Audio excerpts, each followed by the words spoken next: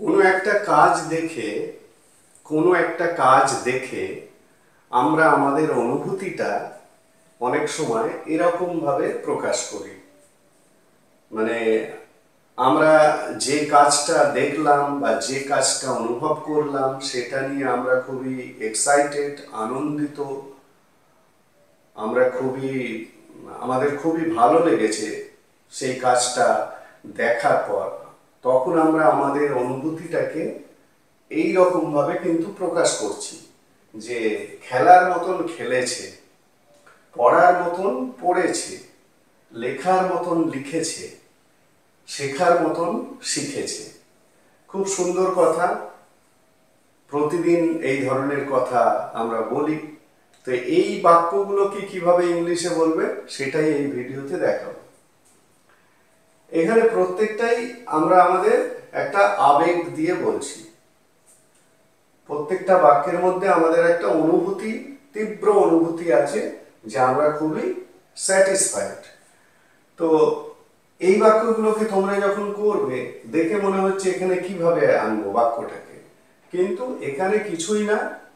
এখানে একটা টেন্স তো ইউজ হচ্ছে, সেই টেন্সের পাশাপাশি একটা করে অ্যাডভার্ব শেষে বসাতে হবে। ঠিক আছে, সেই অ্যাডভার্বটা সেন্টেন্সের যে ধরন সেইটা বুঝে বসাতে হবে। এখানে তাই আলাদাভাবে কোনো স্ট্রাকচার কিন্তু দেয়া হচ্ছে না। মানে খেলার মতন খেলেছে, মানে কে খেলেছে? ও বা ওরা, যে কোনো ভাবে ভাবতে পারো। তাহলে প্রত্যেকটাই তাই, খেলার মতন খেলেছে মানে ওরা খেলার মতন খেলেছে, পড়ার মতন পড়েছে মানে ও পড়ার মতন পড়েছে, ও লেখার মতন লিখেছে, ও শেখার মতন শিখেছে। তাহলে আমি এখানে ও মানে হি, তাহলে হি ধরলাম সাবজেক্ট। এবারে খেলেছে মানে প্রেজেন্ট পারফেক্ট বা সিম্পল পাস্ট, দুটো যে কোনো একটাতেই করতে পারো। তাহলে হি হ্যাজ প্লেড,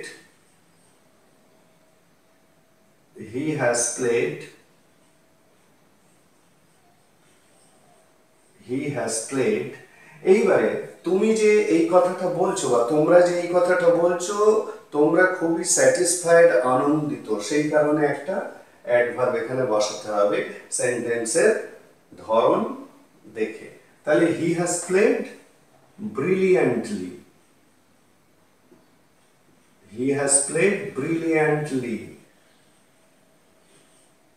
ঠিক আছে।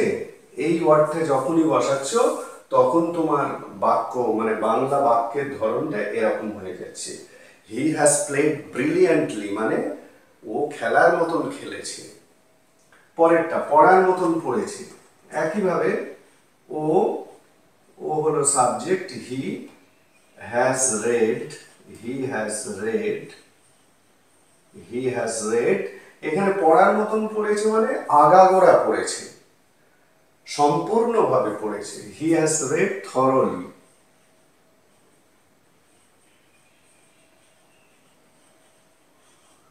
ঠিক আছে। হি হ্যাজ রেড থরলি, ও পড়ার মতন পড়েছে। পরেরটা ও লেখার মতন লিখেছে। একইভাবে হি হ্যাজ রিটেন, লেখার মতন লিখেছে, তার মানে খুব সুন্দরভাবে লিখেছে। হি হ্যাজ রিটেন বিউটিফুলি, ঠিক আছে। এই ভাবটা যদি বুঝতে পারো তাহলে এই ধরনের সেন্টেন্স গুলো করতে তোমাদের কোনো অসুবিধা হবে না। এই ভাবটা বোঝাটা সবচেয়ে জরুরি। এই যে অ্যাডভার্ব গুলো আমি যোগ করছি, এই অ্যাডভার্বটা যোগ করার মধ্যে দিয়েই কিন্তু বাংলা বাক্যের ধরনগুলো এরকম হয়ে যাচ্ছে। শেখার মতন শিখেছে, তার মানে কি সম্পূর্ণভাবে শিখেছে। হি হ্যাজ লার্নড থরলি, ঠিক আছে। প্রত্যেকটাই আমরা এক্সাইটমেন্টে বলছি, তাহলে একটা করে নোট অফ এক্সক্লামেশন দিয়ে দাও। তাহলে হি হ্যাজ লার্ন থরলি, ঠিক আছে। এখানে এই সমস্ত জায়গাগুলোতে একটা করে অবজেক্ট বসাতেও পারো, যেখানে অবজেক্ট বসানোর প্রয়োজন আছে।